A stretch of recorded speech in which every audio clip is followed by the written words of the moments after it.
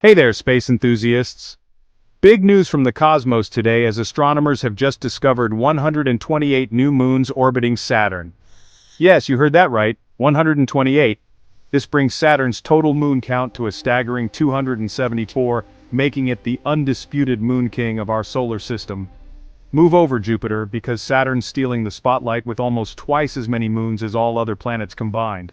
So, how did we find all these new moons? It's thanks to a nifty technique called shift and stack.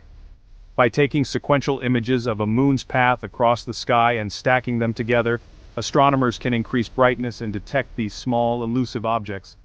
And that's how these 128 tiny moons, known as irregular moons, were spotted. These irregular moons are quite the oddballs.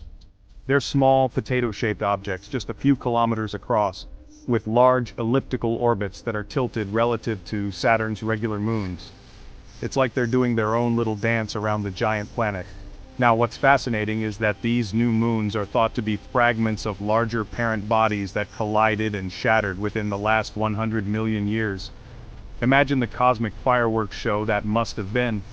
By studying these moons, scientists hope to gain insights into the early solar system's chaotic period of planetary migration and collisions. And here's a fun fact. The new moons will eventually be named after gods from Gallic, Norse, and Canadian Inuit mythology.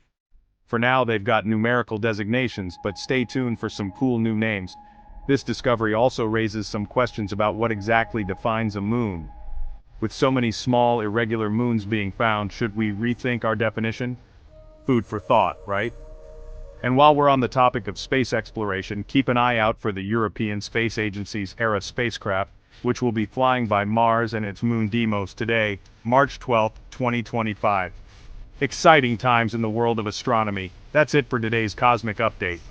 Don't forget to like, subscribe, and hit that bell icon for more space news. Catch you next time.